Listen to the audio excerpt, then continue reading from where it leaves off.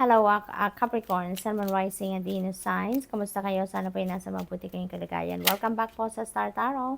Kung bago kayo dito, welcome din kayo. Thank you sa inyong support. I truly appreciate it. God bless you all.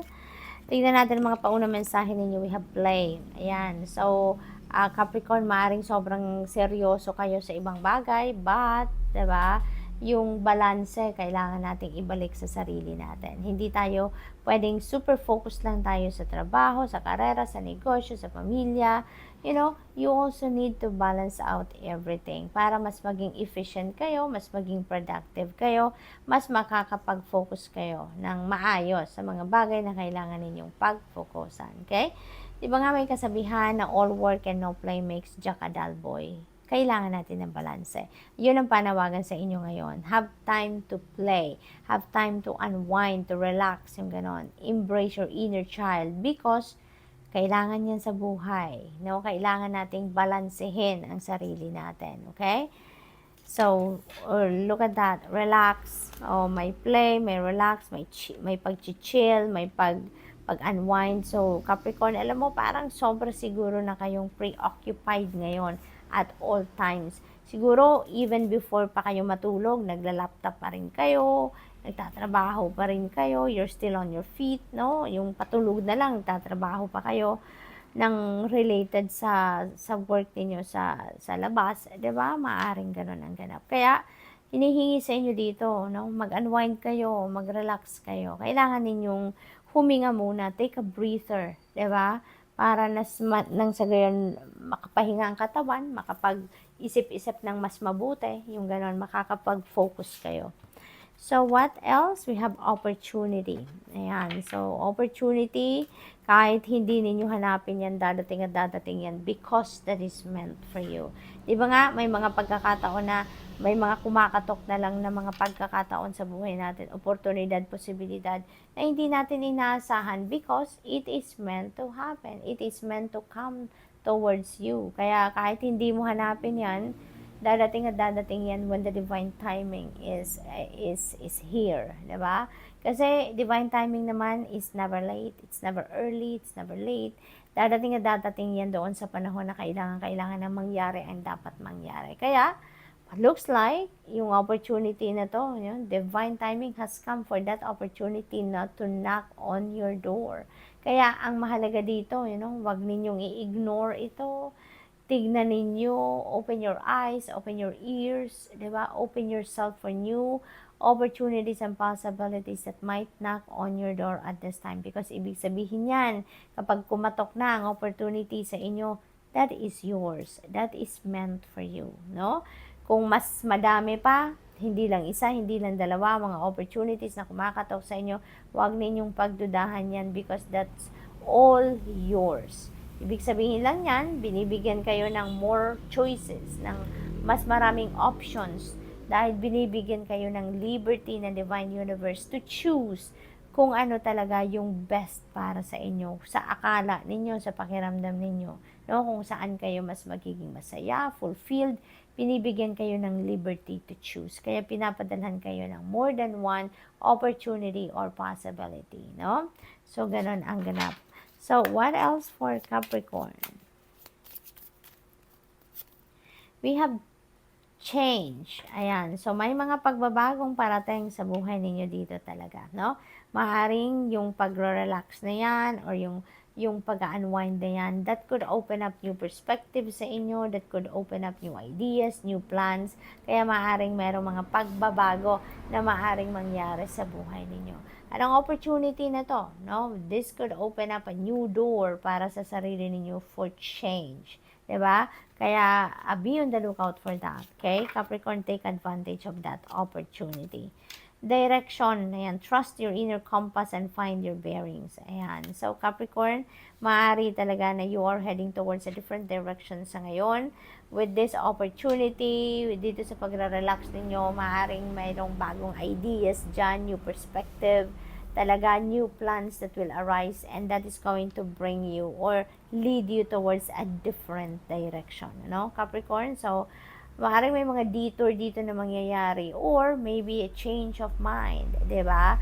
Kung ano ang pinagkakabisihan ninyo ngayon, maaaring magkaroon yan ng detour, maaaring magkaroon ng shift yan, no? Because of this opportunity. So, who knows, di ba? Maaaring may iba't ibang klaseng oportunidad ang dadating sa inyo dito. Kaya, maaaring ma-push talaga kayo towards a different direction. Recharge. Ayan. See? Kailangan nyo talaga mag-recharge, mag-relax, mag-play. At hindi lang ito dahil siguro na pagod kayo. But, maybe this is to prepare you for this opportunity, to prepare you for this change na kailangang physically, mentally, emotionally fit and ready kayo, Capricorn, as you head towards this change, no? Para makakapag-focus kayo sa mga bagay na kailangan ninyong pag-focusan at this time as you navigate this change sa buhay ninyo. So, good luck. And that's all I have for you for today. Thank you for watching. Love and light. Namaste. Hello, Virgo, Sun, Moon, Rising, and Venus signs. Kamusta kayo? Sana po nasa mabuti kayong kalagayan. Welcome back po sa Star Tarot. Kung bago kayo dito, welcome din kayo. Thank you sa inyong support. I truly appreciate it. God bless you all. So Virgo, yung mga nagtalunan dito, we have transformed. You're going to rise above any situation and become the best version of you. So napakaganda nitong pangyayari. There's going to be a big change dito sa buhay ninyo. Malalampasan nyo na kung ano man ang hirap, ano man ang pinagsisikapan ninyo ditong masolusyonan na problema or challenging situation. This is the time that you are going to rise above that situation. And there is a massive change na maaaring mangyari dito sa buhay ninyo, no? There is personal transformation happening din for you at this time. At maybe kung ano man ang sitwasyon na pinagdadaanan ninyong hirap or difficult things, no, na na-experience niyo sa ngayon, malalampasan nyo na yan, ano? Malalampasan nyo na yan. You are going to rise above that situation and you're going to evolve into the best version of yourself. So, marami kayong wisdom, marami kayong learnings in life dito na mapupulot. That's why, yun na magli-lead sa inyo towards a personal transformation. You're going to take risk and fly high sa ngayon. So, panahon na para mag-evolve talaga kayo, mag-grow, mag-thrive, no? Into something or into someone, no? Na matagal nang dapat nangyari siguro. Dapat na ganito na kayo kagaling, katibay, katatag, you know? But, ngayon, you know, wala na makakapigil sa inyo. No? You're going to decide na ngayon to get out of your comfort zone. Susubok na kayo dito ng mga bagong bagay, bagong sitwasyon sa buhay, mga kinakatakutan ninyo in the past. Maaring ngayon, you're going to embrace that na. You're going to learn na ngayon to surpass kung ano man ang kaba, ang takot, diba? Na naramdaman ninyo in the past on those things, no? So ngayon, you're going to dare, you're going to get out of your comfort zone, and you're going to try different things, okay? Potential, ayan, the littlest key can open the heaviest door. There's so much potential out there para sa inyo, Virgo. So parang nasa inyong mga kamay ngayon ang susi, no? And because you are going to take a risk and you're going to fly high, you're going to you're ready to spread your wings and fly. So most likely talaga, Virgo, kung ano man ang mga potential out there na naghihintay sa inyo, kung ano man ang mga potential out there na maaaring kumakatok ngayon sa buhay ninyo, you're going to embrace that, no? At maaaring yan din, no, ang gagabay din sa inyo, yan din na magpupush sa inyo kung saan kayo dapat na makarating. So what else? We have travel. Ayan, so some of you are going to travel sa ngayon by land, over water, by air, depende sa iyong sitwasyon, but definitely there is going to be traveling energy dito sa buhay ninyo. So, good luck. No? Good luck. What else? We have guidance. Speaking of guidance, kanina, instead of gabay dito sa potential na to, you are divinely guided dito. So, most likely, kung ano man ang mga pagbabagong ganap sa buhay ninyo sa ngayon, kung ano man ang mga mangyayari sa buhay ninyo ngayon, Virgo, na tatahakin ninyo, that is really divinely orchestrated, no? You are being guided dito, you're being sent intuitive messages, you're being sent siguro dreams, no, to guide you on how you're going to navigate your circumstances sa ngayon. Kaya, ang mahalaga dito, lagi kayong mag-tune in sa iyong intuition, ano, Virgo? lagi kayong makikinig sa kung ano man ang bulong sa inyo ng iyong intuition, because there are important guidance na binibigay sa inyo ng Divine Universe sa ngayon para matulungan ka, magabayan ka na nasa tamang daan ka lang. Okay? What else? We have patience, and the tide will come in when it's ready. Alright?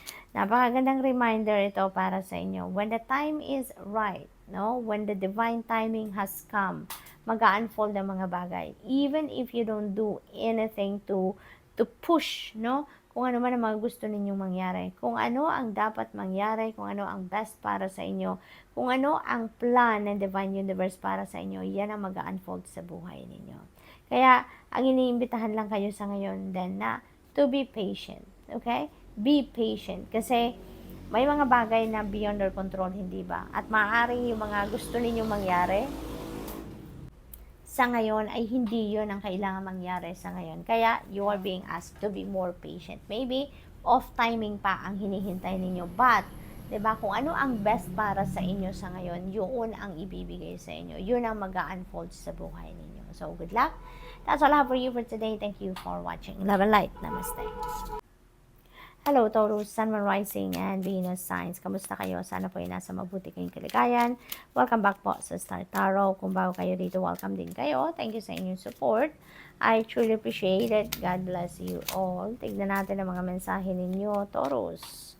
We have there. Ayan. So, take a risk and fly. Ayan. So, parang, ano na kayo ngayon? Time to evolve na ngayon into the best version of yourself, Taurus. Maaring ito na yun ngayon ang plano ninyo, na maaring meron na kayong mga bagay na susubukan ngayon, things that are, alam mo yun, yung hindi ninyo sukat akalain na kaya ninyong gawin, ay maaring gawin na ninyo ngayon. Maaring these are the things na will require you to get out of your comfort zone, diba? Ngayon, and you are going to take risk. You are going to take a chance, no? Taurus, maaari din na may mga pagkakataon dito na, alam mo yun, susubukan ka kung gaano ka katatag, kung gaano ka nakatibay ngayon, gaano nakatibay ang inyong dibdib ngayon. Kaya, maaring subukan ka dito if you are ready to get out of your comfort zone, no? So, maaring may mga ganong ganap. But, it feels like you are ready to take risk na ngayon. You are ready now to fly high. You are ready now to get out of your comfort zone. So, good luck to that, Taurus. We have grow. You are going to take risk. You're going to dare, no? And ngayon, dito sa second card niyo, grow. So, it's about time talaga ngayon para mag-grow na kayo, mag-thrive na kayo into a different version of yourself. And better, no? Better na kalagayan or better na sitwasyon ninyo sa buhay ang papupuntahan ninyo dito. So, good luck. We have rest. Ayan. So, slow down. You don't have to solve everything today. Okay, Taurus?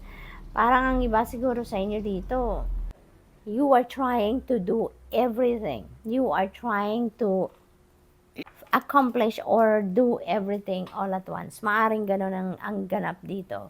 Siguro, alam mo yun, yung parang kung ano yung naisip ninyo, maaring talagang gusto ninyong tapusin agad-agad. Gusto ninyong gawin agad-agad. So, maaring ganun ang ganap dito. Kaya, kung marami kayong naka-line up na sa isip ninyo na gagawin, may mga task na kayo, no, na kailangan gawin, gusto ninyo halos gawin, matapos ninyo in one day, maaring ganun. Kaya, inimbitahan kayo dito na mag-slow down kayo. You don't have to solve everything today. You don't have to do everything all at once. Diba? Kaya nga, kailangan ninyo dito na, alam mo yun, unti-untiin lang din ninyo muna. Kasi hindi naman kayo Superman, hindi naman kayo Superwoman, that you can finish everything all at once or you can finish everything in a day. Diba?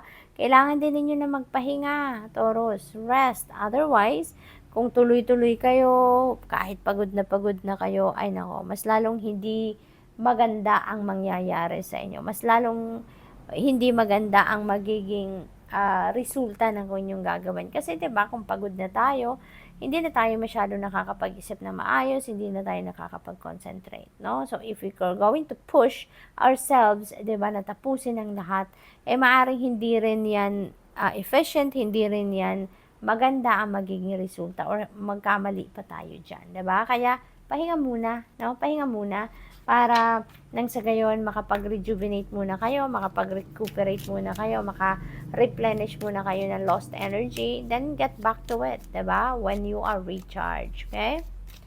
What else? We have guidance. Ayan. So, there is divine guidance na binibigay sa inyo dito, no, Taurus? Maaring sa pag-take risk ninyo na ito, sa kung anumang bagay na to sa buhay ninyo, divinely guided kayo, no? Divinely guided kayo. Kaya napakahalaga na makinig kayo sa inyong intuition, mag-tune in kayo sa inyong intuition at all times because that will always lead you to the right path. That will always give you a signal kung tama ang inyong gagawin, kung tama ang inyong naiisip, kung tama ang path na tatahakin ninyo. Okay? We have the ocean. Ayan, be beautiful, mysterious, wild, and free. Ayan, so parang halo-halo ito, no? And that could be related dito sa inyong pagde-dare, sa inyong pag-grow. You know? It feels like there are truth, no? From deep within you pa na ilalabas nyo na ngayon. That is your true beauty coming out sa buhay ninyo. Mga katangian siguro ninyo na hindi ninyo sukat akalain na meron kayo nun, ay maaring lalabas yan sa ngayon. Diba? There is some truth, there is some inner beauty na lalabas that will be on display sa ngayon because of this mga sitwasyon sa buhay ninyo. No? Travel. Ayan. So, maaring yung pagde-dare ninyo to, maaring yan ay pagde-dare na mag-abroad kayo, maaring matagal na ninyong pangarap magtrabaho abroad, gusto ninyong mag-abroad, pero maaaring natatakot kayo in the past. But now, because you are ready na to take risk, you are ready now to spread your wings and fly high, so maaaring maglalakas ng loob na kayo ngayon na talagang gawin na yan. Mag-a-apply na kayo for trabaho abroad. Maaring mag-a-apply na kayo to migrate abroad. Maaring gano'n, no? Those are just examples, no? For some of you, it might resonate. For some of you, it might not, no? But definitely, there is travel dito. This could be different kinds of mode of transport. That could be travel over water, that could be travel by land, or maybe by air, no? Maaring yung travel na to, that could be the opportunity ninyo para mag-grow na kayo, mag-evolve na kayo into the best version of yourself. So, good luck. And that's all I have for you for today. Thank you for watching. Love and light. Namaste.